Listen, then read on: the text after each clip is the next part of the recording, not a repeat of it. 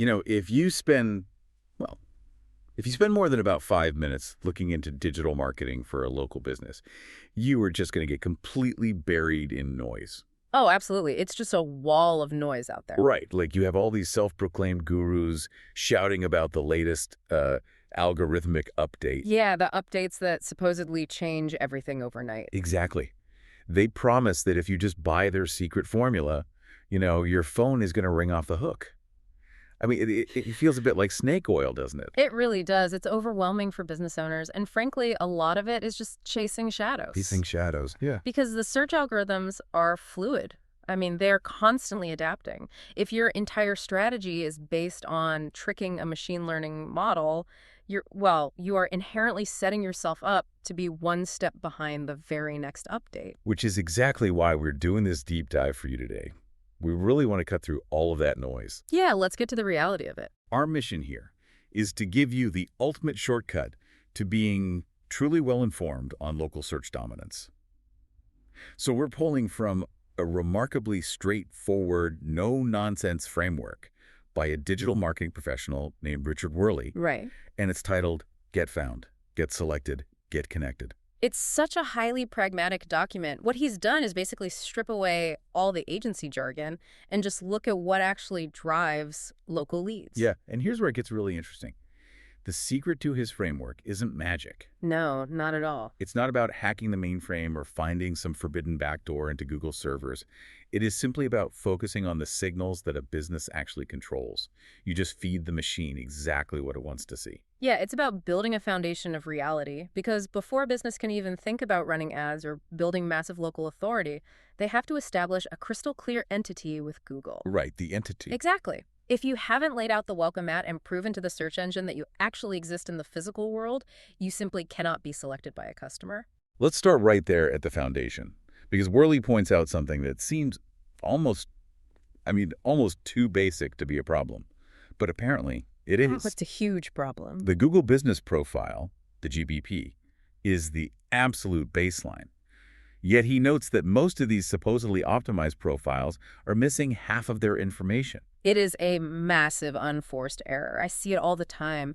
Business owners often fill out their name, address, phone number, and then they just stop. They just leave the rest blank. Yeah, they leave crucial data fields totally blank. Worley advises filling out everything you possibly can, like your specific services, photos, regular posts, Right. and clear service descriptions. Though, interestingly, he specifically notes you should keep those descriptions under 300 characters. Wait, why the strict character limit? I would assume more text gives the search engine more to read, right? Like more keywords? You'd think so, but no. It comes down to how natural language processing models parse information combined with user experience. Okay. Anything beyond 300 characters tends to just get truncated on mobile displays anyway. Oh, sure. You get the little read more button. Exactly. And Google's AI is looking for high-density, highly relevant semantic signals. It doesn't want fluff. So keep it punchy. Right. It wants to immediately understand exactly what you do without having to dig through a wall of text. Okay, that makes sense. Be concise. Mm-hmm. But there's one specific field in the profile that he brings up, which seems to cause a lot of debate in the marketing community, and that's service areas. Yes, the service area debate. Because I always hear people arguing that service areas don't actually matter for ranking, like that they're just cosmetic on the map. Well, Worley has a very pragmatic view on this. His logic is that if Google engineers went through the trouble of providing a structured data field, they intend to use it in some capacity. It wouldn't build it for no reason. Exactly. Right. His specific advice is to look at a map, pick the 20 highest population cities that physically touch your actual business location, and add them directly to your profile. Okay, let's unpack this, because to me this sounds exactly like playing a game of Risk. Risk? How so? Well, you are looking at the board, you're finding the 20 territories that physically touch your home base, and you are explicitly claiming your borders. Like, you are telling the system, this is my kingdom. I love that analogy. That's exactly it. You are drawing a mathematical boundary for the search engine's spatial awareness. A geofence. Yes, you're giving the algorithm a defined geofence, but here's the catch. Once those flags are planted, you have to back up your claim. You can't just say you operate there. Right, you have to prove you actually operate there. And this brings us to citations. No, I have to push back here. Citations. Because every single year I see marketing blogs declaring that citations are dead. I know, it's a common trope. I mean, wait, isn't this just the digital equivalent of the Yellow Pages? Why does an immensely powerful AI-driven machine like Google still care if my local bakery is listed on Waze or Apple Maps or some random directory? It's a great question, and to understand it, you really have to understand how entity-based search works. You have to stop thinking of Google as a phone book. Okay, what is it then? You need to start thinking of it as a detective trying to solve a case. A detective. Yeah. A detective doesn't just take your word for it when you say who you are and where you live. They look for corroborating evidence. They check your alibi. So, listing on Bing or Yelp is the alibi. Exactly. When your business information, your exact name, address, and phone number, when it's perfectly consistent across Bing Places, Apple Maps, Waze, Yelp, and industry-specific directories, It builds a case. it acts as mathematical proof. It confirms to the detective that the entity actually exists in the real world. Because if it was, like a fake business set up to spam the search results, it likely wouldn't have that deep footprint across 50 different platforms. Precisely. It's a data confidence game. Now, Worley is clear, having citations alone will not make you rank #1. Right, it's just the baseline. But they are a foundational trust signal that unlocks your ability to rank. Interestingly, he mentions he personally despises auto citation providers like Yext. Oh, really? Yeah, but his ultimate point is that whatever method you use, whether manual or automated, those listings absolutely must be indexed by Google. Ah. Because if the detective can't see the evidence, The alibi doesn't exist. got it. It's about data consistency. And part of that identity is also how you categorize yourself, right? Because Worley emphasizes that your primary category in your GBP is one of the absolute strongest signals you can send. The strongest, yes. But he gives a strict warning about how people handle secondary categories. He warns against getting creative and keyword stuffing. This is a big one. What do people usually do? Well, business owners often select every secondary category that sounds even vaguely related to their business, thinking it will, cast a wider net. Sure, capture more searches. But Google's AI understands context incredibly well now. If you are a specialized espresso bar and you also tag yourself as a diner and a grocery store just because you sell a few pastries and bags of beans. You're confusing the machine. Exactly. You dilute your primary entity signal. You're essentially muddying your own waters. Yes. And speaking of data hygiene, let's talk about what Worley calls a massive blind spot, failing to connect your Google ecosystem. He seems genuinely surprised by how many businesses drop the ball here. It's staggering, honestly. You have businesses spending thousands of dollars running Google Ads, but they haven't linked their ads account to their analytics, their search console, their GBP, and their tag manager. But wait, what actually happens when you don't link them? I mean, they're all Google products. Doesn't the system just figure it out in the background? You would think so, but no. Really? When they aren't explicitly linked, you are fracturing your own data loop. Think about the mechanics of a conversion. Someone clicks your search ad, they land on your site, they click the phone number to call you. Okay, a standard lead. Right. But if Tag Manager isn't speaking to analytics, and analytics isn't feeding that conversion data back to Google Ads, the machine learning algorithm running your ad campaign never gets the reward signal. Oh, wow. It doesn't know the ad actually worked. So you are literally starving the AI of the very data it needs to optimize your campaign. Exactly. You want to give Google the complete picture of how valuable your business is to the user. Okay, so assuming you've built this flawless foundation, your ecosystem is linked, your citations are indexed, your borders are claimed, we have to answer the next logical question. Right, the competition. Yeah, the business down the street has also done all of this. Why should the algorithm rank you above them? And according to the framework, the tiebreaker is trust, which leads us straight into reputation management. Trust signals. Worley states that reviews are now one of the strongest engagement signals a local business can possibly generate. Yeah, it wasn't always weighted this heavily, but today, reviews are critical, and it's not just about having a 5-star average anymore. What else is it? The algorithms are looking at quantity, quality, and crucially, recency. Recency. 100 glowing reviews from 4 years ago will not save you if your competitor got a dozen detailed reviews this month. He also mentioned some very specific tactics here that fascinated me. He says reviews that include photos carry significantly more weight.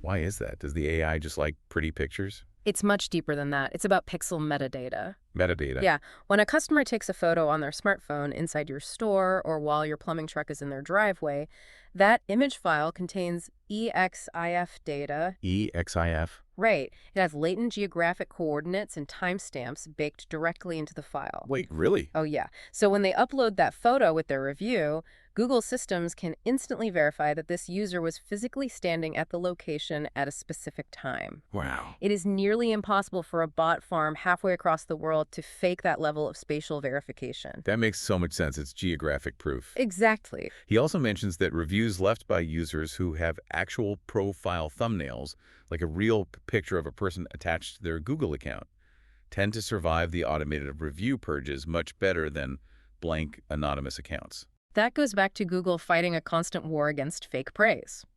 The heuristic filters are actively looking for signs of authentic human behavior. A populated profile is just another micro-signal of authenticity. That leads perfectly into another signal he brings up, social activity. And I have to stop and ask you about a specific phrase he uses because it honestly stopped me in my tracks. Oh, I think I know which one. He says, social mentions are the new backlink. Wait, does this mean my local roofer needs to be doing viral TikTok dances to get backlinks and rank on local search? No, thankfully not. Okay, good. And it's a really important distinction to make. When we talk about social mentions, we aren't talking about going viral or becoming an influencer. It's about establishing a mundane reality. Mundane reality. What does that look like in practice? Think about the day-to-day operations of a real business. It's consistent mentions from your vendors, maybe the local chamber of commerce, or the manufacturers of the parts you use. Okay, so business-to-business interactions. Right. AI search engines are scraping contextual data across the entire web. When a local roofing supplier tags your business in a Facebook post thanking you for a bulk shingle order, that is a brand mention. Oh, I see. It doesn't have the prominent lifespan of a traditional website backlink, but as Worley points out, it is significantly easier to get, and it proves the business has a consistent heartbeat of activity. So it's about proving you are an active participant in the local economy, Yeah. not just a static web page sitting out there. Yes. And if you want to supercharge that authority, Worley introduces a concept called parasite SEO.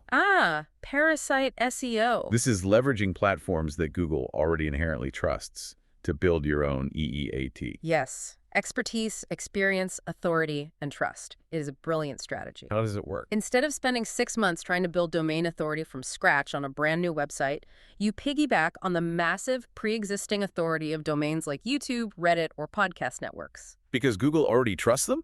Exactly. YouTube is especially powerful because it's a Google property.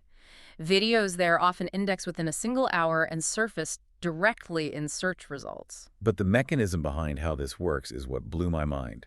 He calls it the ADA compliance hack. What's fascinating here is how a legal accessibility requirement is secretly functioning as a massive SEO content feed for search engines. Yes, because to be compliant with the Americans with Disabilities Act, platforms automatically transcribe video and audio for closed captioning. Right. And because it's transcribed text, Google's crawlers are reading every single word of it. Think about the sheer density of information we are talking about. It's huge. In a casual 10-minute podcast interview or a quick YouTube video about common plumbing issues, you might naturally speak 2,000 words. Yeah. Without even trying, you are mentioning your city, your surrounding neighborhoods, the specific services you offer, and the nuances of the problems you solve. The amount of contextual and geographic relevance you establish just by talking naturally for 10 minutes is staggering, especially when you compare it to the agonizing, rigid process of trying to write a 2,000-word SEO blog post. Exactly. It rapidly reinforces the AI's understanding of your expertise. But, of course, there's a reality check here. And there always is. Building organic trust, waiting for citations to index, waiting for videos to crawl. It all takes time. It is a long game. It is a marathon. Which is exactly what anyone listening right now is probably thinking. You built the foundation, but how do you make the phone ring today while you wait for those organic rankings to climb? Right. And more importantly, once people do find you, how do you actually guide them to a sale? That is where Worley transitions from organic foundational work to fast-tracking visibility. And he points out one of the most underutilized strategies out there right now: Maps ads. This is such a clever use of the existing ad infrastructure. By simply attaching a location asset to your standard Google search campaigns, Your ads suddenly become eligible to appear directly inside the Google Maps interface. Yes. Worley says you're essentially buying your way into the Maps pack. The mechanics of it are incredibly effective. The organic Maps pack, the prime real estate on a local search, usually shows 3 businesses, the coveted 3-pack. Right. When you run a Maps ad, you instantly inject yourself into that space, turning the 3-pack into a 4-pack. Wow. And you are sitting right at the very top. So what does this all mean? To me, it feels exactly like going to a crowded theme park. Running a Maps ad is basically buying the VIP Fast Pass to get right to the front of the line for the best roller coaster while you wait for your organic season ticket to be processed and mailed to you. That is precisely what it is. It expands your visibility immediately into geographic areas where your organic GBP doesn't rank yet. That makes total sense. Worley makes a point to say that even hardcore SEO purists shouldn't sleep on this tactic because cash flow matters. Yeah, you have to keep the lights on. It makes the phone ring quickly while you do the slow, tedious work of solidifying your organic spot. And if you want another Fast Pass, he brings up local service ads, or LSAs. LS. These actually appear at the very, very top of the page, above traditional search ads and above the Maps pack. But the mechanism is totally different. They are paper-led instead of pay-per-click. Which means the intent of the user is usually extremely high. But there is a catch with LSAs that catches a lot of businesses off guard. What is it? You cannot simply throw an unlimited budget at them and expect to dominate. Because it's tied back to your reputation, right? Correct. Worley emphasizes that algorithmic performance in local service ads is consistently dictated by the strength, velocity, and activity of your reviews. Oh. Google's goal is to connect the user with a reliable service provider. If your reviews are terrible or stale, the algorithm will not route the best leads to you, regardless of what you are willing to pay per lead. It all connects back to the foundation we talked about at the start. You can buy the Fast Pass, but if the underlying entity is weak, the system throttles you. Everything is a feedback loop. Yeah. And that brings us to the final and perhaps most critical piece of Worley's framework. He says businesses have to stop being one-dimensional with their marketing. They have to master the funnel. Because the reality is, not every customer is ready to pull out their credit card the exact second they discover your business. People move through distinct stages of awareness. If we connect this to the bigger picture, this entire section is really an exercise in human psychology. Worley breaks the journey down into top of funnel, middle of funnel, and bottom of funnel. Okay. Let's look at the TMU stage first. Top of funnel. This is when the customer is actively problem aware. Let's use a real-world example here. Say a massive storm rolls through overnight. I wake up, look out my window, and see a giant dead oak tree leaning dangerously over my roof. Oh, that's a problem. I am very, very aware of my problem. I immediately go to my phone and search emergency tree removal near me. That is a high-intent, immediate problem. And to capture that search, your best channels are the ones we just discussed. Search ads, Maps ads, and LSAs. You are placing yourself directly in the path of their immediate query. But let's say I see your Maps ad, I click it, I look at your website, but then I get distracted. You know, the dog barks, I have to go to work, and I close my phone without calling you. It happens all the time. I have now moved into the MOFU stage, Yeah. middle of the funnel. I am solution aware. I know I need a tree company, I know you exist, but I haven't made a decision yet. This specific stage is where the vast majority of local businesses bleed potential revenue. Really? Oh, yeah. They spend all their money getting the initial click, and when the user gets distracted, they just let them walk away. So what should they do? Worley says this is where you must retarget that person on platforms where they spend their idle time. Facebook, Instagram, YouTube. But the secret sauce is in the messaging. You don't just show them your logo again. You have to hit them with a combination of rational and emotional messaging. The rational message appeals to the wallet. Yeah. It's the deal. Like an ad that says, free stump removal for any tree over 40 feet. That gives my logical brain a reason to choose you over the competitor. Exactly. But the emotional message is what actually drives the action. Right. You run a parallel ad that appeals to their underlying anxiety. Protect the roof that protects your family. Ooh, that's good. You are speaking directly to the fear they felt when they first looked out the window at that leaning tree. You're pulling both levers, logic and emotion. Yes. And finally, we reach the BOFU stage, the bottom of the funnel, the decision stage. I've seen your initial ad, I've been retargeted with your offers, and now I'm comparing you to the guy down the street to make my final choice. It is time for proof. This is where raw credibility becomes the ultimate deciding factor. Worley points out that this is the perfect place to deploy a video testimonial. Okay. Imagine retargeting that hesitant customer with a short video of someone in their exact neighborhood saying, "Removing that dead oak tree with this company saved us thousands of dollars in roof damage when the next storm hit." That is checkmate. It really is. You've been there when they searched for the problem, you've appealed to their logic with an offer, you've validated their emotional fear, and finally, you've provided undeniable social proof. And notice what you didn't do. You didn't do it by tricking an algorithm or keyword stuffing a hidden page. Right. You did it by building a logical, interconnected system that feeds the right data to the right platforms at the exact right stage of the buyer's journey. Which perfectly synthesizes our entire deep dive today. Oh, Local businesses that ultimately win online, the ones that actually dominate their market's visibility, they do not sit around passively hoping the algorithm happens to favor them today. No, they don't. They systematically optimize the signals they actually control. From defining their service area borders, to ensuring their geographic ECAS-safe data is present in reviews, to leveraging ADA video transcripts, to mastering the psychological progression of the funnel. When you execute that consistently over a long enough time horizon, you stop begging Google to notice here. Yeah. You just give the machine exactly the mathematical and contextual data it needs to confidently show your business to the people who are already looking for you. It's an incredibly empowering way to view your marketing. You are in control of the inputs. You are, but this raises an important question for you to think about as we wrap up this deep dive. Oh, what is it? We talked earlier about the ADA compliance hack and how AI search engines are already digesting every transcribed word your video content to understand your geographic relevance. Right, they read the closed captions. Well, if the technology is already doing that today, how long until AI starts analyzing the tone of voice or the microfacial expressions in your customer video testimonials to mathematically score your business's trustworthiness? Oh, wow. Right. That is a wild thought.